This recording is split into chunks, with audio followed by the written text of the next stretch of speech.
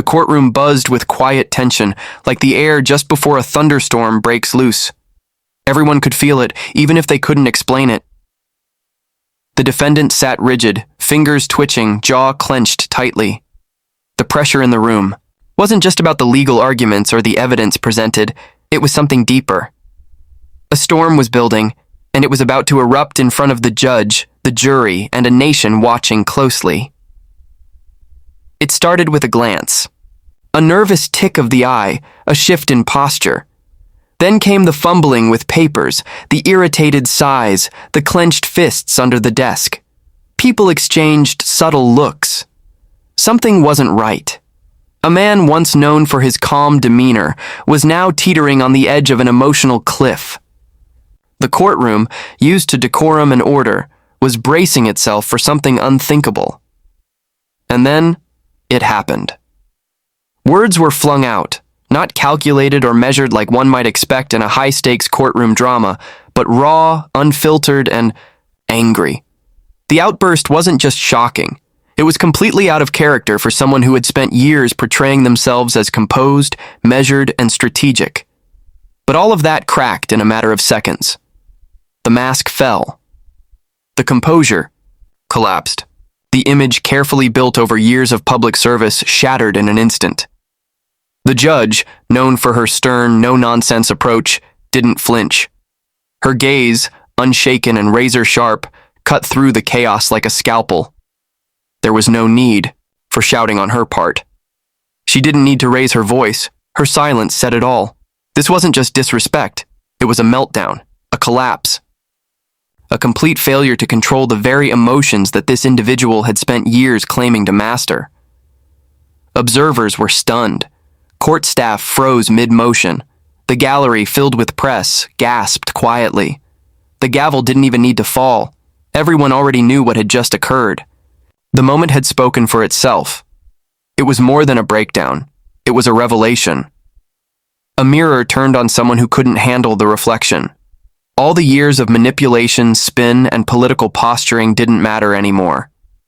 Because, in that one moment stripped of talking points and teleprompters, the truth showed itself. This wasn't just a courtroom outburst. It was a public unraveling. A moment that would be replayed endlessly, dissected by analysts, talked about on late-night shows, and archived as the instant everything changed. People don't forget this kind of thing. Not when it happens in such a visible, undeniable way. Not when it confirms suspicions long held by critics and whispers murmured behind closed doors. No one needed to exaggerate it. The scene was surreal enough without embellishment. Eyes wide, voice cracking under the weight of frustration and ego, the meltdown played out like a scene from a psychological thriller. Only this time, it was real. And it was happening in front of cameras, colleagues, and a nation that had already begun to question the integrity behind the polished persona. The damage wasn't just reputational, it cut deeper, into credibility, into legacy, into the very foundation of what this individual had built their public image upon. And the irony? It wasn't the opposition that brought it crashing down. It was self-inflicted. No attack ad, no investigative report, no political rival could have done what one emotional slip did in under a minute. The court transcript will record it as a disruption. But those who were there know better. It wasn't just a disruption. It was a reckoning. The courtroom, a place of law and order, bore witness to something rare, a moment of truth. Unfiltered, ugly, human, and devastating. People left that courtroom differently than they entered. Some shaken, others stunned, all of them aware they'd just seen a turning point. In the quiet moments that followed, the truth lingered like smoke in the air. A reminder that the mask can only stay on for so long. Eventually, it slips. And when it does, there's no putting it back. It all began with a single post. A few lines of text, shared publicly and recklessly, aimed squarely at a woman who had spent decades carving out a reputation as one of the toughest, most unapologetic figures in the world of law and media. The Sao post wasn't just a comment, it was a direct attack. Disrespectful, dismissive, and dripping with arrogance, it didn't just cross a line, it bulldozed right through it. At first, It seemed like just another petty jab in a political landscape, overflowing with noise. But this time it hit differently, because it wasn't just a tweet or a statement. It was aimed at someone with a legacy built on unflinching truth and courtroom grit. Someone who didn't play by political trends or back down when confronted. Someone who had faced criminals, corruption, and chaos, and came out sharper every time. And to try and discredit her with a few arrogant keystrokes? That was a miscalculation of historic proportions. The backlash didn't take days or weeks to build. It came like an avalanche. Public figures, legal experts, former colleagues, and everyday citizens saw the post for what it was, a calculated smear against a woman who had earned every ounce of respect through experience, not theater. The reactions poured in fast, fierce, and relentless. It wasn't just a defense of her reputation, it was a collective response to the disrespect shown to someone many considered a national figure of justice and resolve. She didn't have to respond with fury. She didn't need to hold a press conference or pen a fiery op-ed. Her strength was never in making noise. It was in letting others expose themselves through their own mistakes. And this mistake? It wasn't just loud. It was unforgivable in the eyes of many. You could feel the shift in tone from the public. This wasn't about politics anymore. This was about decency, about honor, about knowing who you're talking to before you let your pride write checks your credibility can't cash. There was something about the way she handled it, calm, unmoved, steady, that made the situation even more damning. Because the more people watched her measured, silent reaction, the more they contrasted it with the immaturity of the original post. In the court of public opinion, the verdict was swift. This was not a battle the attacker was going to win. You simply don't take shots at a woman who spent years holding others accountable, especially not when your own record can't stand up to hers. Behind the scenes, something else began to unfold. Allies became silent. Supporters who once echoed every word suddenly distanced themselves. Calls were made. Private conversations turned tense. What was meant to be a moment of dominance turned into a glaring example of poor judgment and unchecked ego. Doors that were once open started to close, and while there was no public fallout, yet the walls were beginning to close in.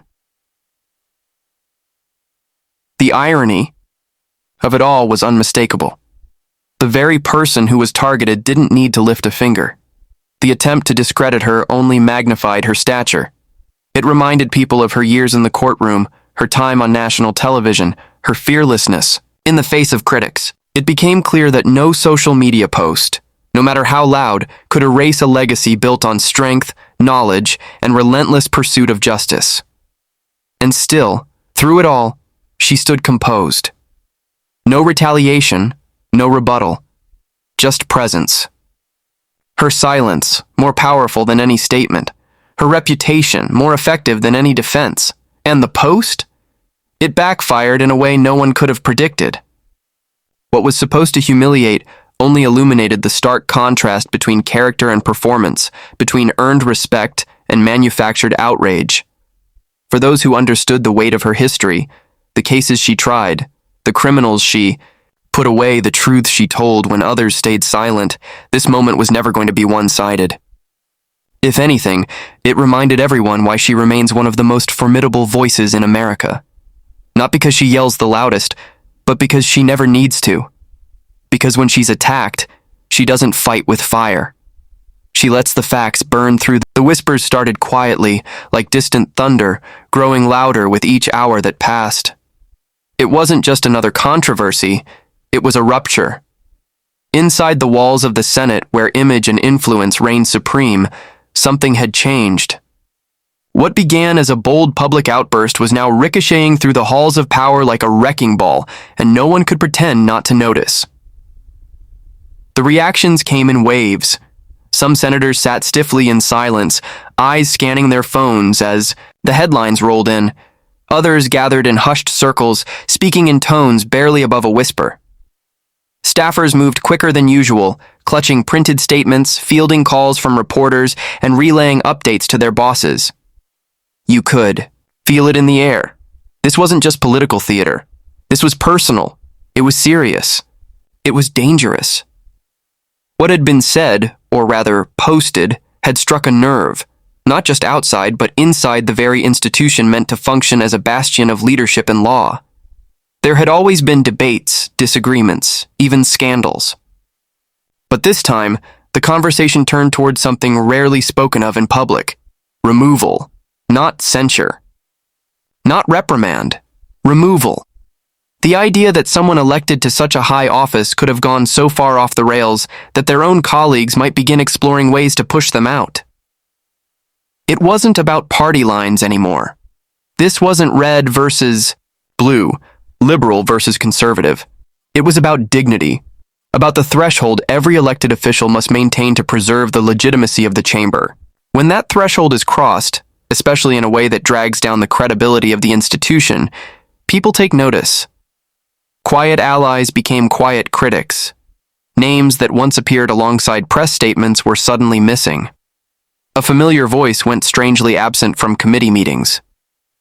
It was the kind of distancing only Washington insiders recognize, a slow but deliberate retreat. Pressure mounted not just from within the Senate, but from beyond it. News outlets had a feeding frenzy, each angle dissected and analyzed. Voters began calling in droves. Constituents who once defended every move now asked, "What happened?" Petitions started circulating, not from fringe groups but from mainstream organizations. The calls to resign weren't just trending online, they were making their way into the hands of committee chairs and legislative aides. And then came the closed-door meetings, the ones with no cameras, no press releases, no smiling photos outside, polished mahogany doors, just senators and truth. Some meetings ended in silence, others in raised voices. There were those who wanted to wait it out, hoping the storm would pass, and others who insisted this was different. Too much damage had been done. Too many bridges burned. You can't defend the Senate's integrity while ignoring behavior that undermines it from within. Outside the Capitol, protesters began to gather. Not the usual crowds with signs and slogans, but ordinary citizens, business people, veterans, retirees, young students, each one with a single question in their eyes. Who are you letting speak for us? That's when the gravity of the moment became undeniable. This wasn't just a PR problem. This was a legitimacy crisis. And at the center of it all, the subject of the controversy remained defiant. But it didn't matter anymore, because the tides had shifted. The conversations had turned. The echoes of outrage had made their way into office corridors, through Senate dining rooms, and onto the floors of late-night strategy sessions. The question was no longer if the fallout would come. It was how severe it would be and how far the chamber was willing to go to restore what had been lost. Every institution has its breaking point, and every member is measured not only by what they say but how they recover when the consequences hit. When decorum gives way to chaos, when respect is replaced by spectacle, the institution must choose, preserve the seat or preserve its soul. And in this case, the whispers were beginning to align.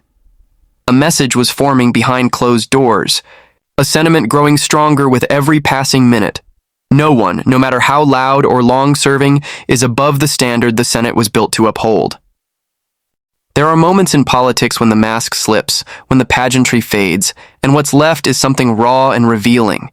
It's not the viral clips or rehearsed speeches that define those moments. It's the aftermath, the quiet truth that settles over a country watching, waiting, judging not just what was said, but what it says about who we really are. This particular moment didn't need drama to be powerful. It didn't need a spotlight to become historic. It unfolded almost, like a warning, like a lesson playing out in real time. And it wasn't about left versus right, or one ideology overpowering another. It was about character. It was about what happens when someone aims their fury at the wrong person, and the country watches them implode because of it. When the attack came, it was quick and ugly, and it targeted someone who had built a reputation on grit, discipline, and unapologetic truth-telling. The kind of person who doesn't back down just because someone throws a headline at them. The kind of person who made a career out of speaking plainly, challenging power, and holding people accountable no matter their title. The kind of woman whose name invokes either respect or fear, depending on which side of the truth you're standing on.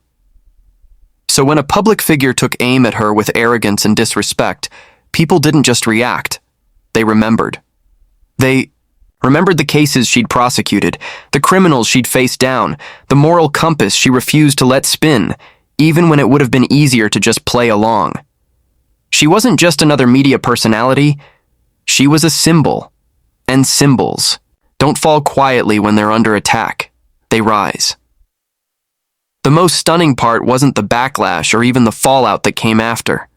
It was how unnecessary the whole thing was. The attack felt insecure, almost desperate, as if someone couldn't handle the idea of a woman who refused to shrink, so they tried to shrink her publicly. But that's the thing about people who've spent their whole lives facing real battles. Your insults don't wound them. They expose you. That moment became a national conversation, not because of what was said, but because of who said it and who it was aimed at. Suddenly, dinner tables across America were filled with questions. What happened to respect? What happened to the idea that disagreement doesn't have to mean disgrace? What happened to strength being something we admire, not something we try to destroy? And in the middle of all that noise, there was her silence, poised, unshaken. That silence said more than any social media post ever could. It reminded people that strength doesn't scream, it endures, that you don't always need to clap, back when the world already knows who you are. She didn't need to defend herself because her legacy had already done it for her. Meanwhile, the one who fired the shot stood in the growing shadow of their own mistake, alone. And that's the thing no one talks about in politics.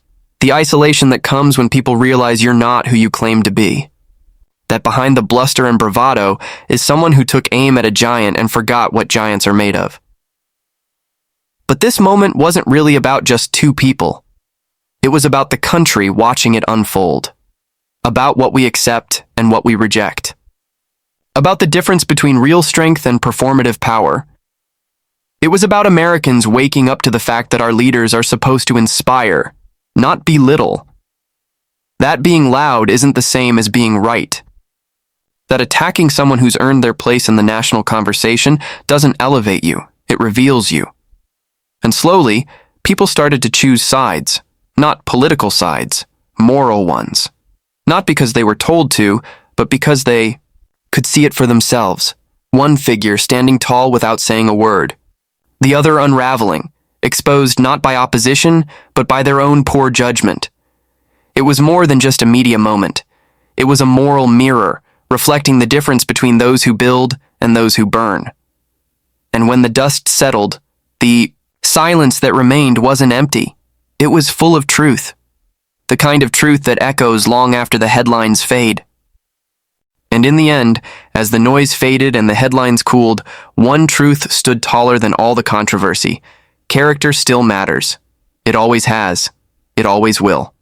No amount of spin, no carefully crafted PR statement, no flashy social media tirade can replace the simple strength of integrity.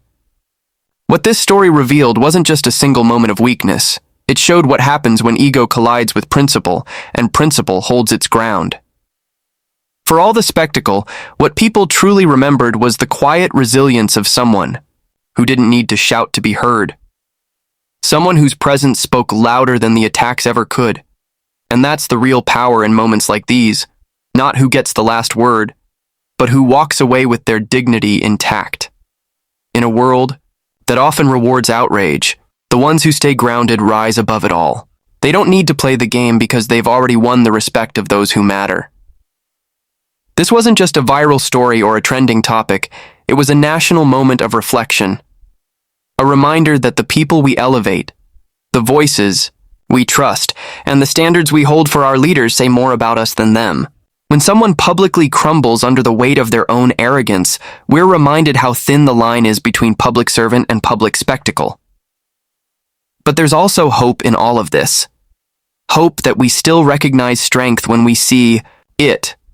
That we still value wisdom over volume, that we haven't forgotten what true leadership looks like, calm, unwavering, and rooted in something deeper than ambition. The contrast between chaos and composure was never clearer than in this moment. And while one figure spiraled, another simply stood firm, letting the truth speak for itself. What happens next will play out in its own time, maybe quietly, maybe publicly. But the message has already been sent, and it was received loud and clear. Leadership isn't about personal attacks. It's about principles. It's about showing up when it's hard, staying silent when it's wise, and standing tall when others try to tear you down. So when people look back on this story, they won't just remember who said what. They'll remember who kept their head when others lost theirs. They'll remember who weathered the storm, not by fighting dirty, but by standing still in strength. Because sometimes the most powerful statement is made not with words, but with grace. And in a time when so many scrambled to be seen, the one who stayed still ended up standing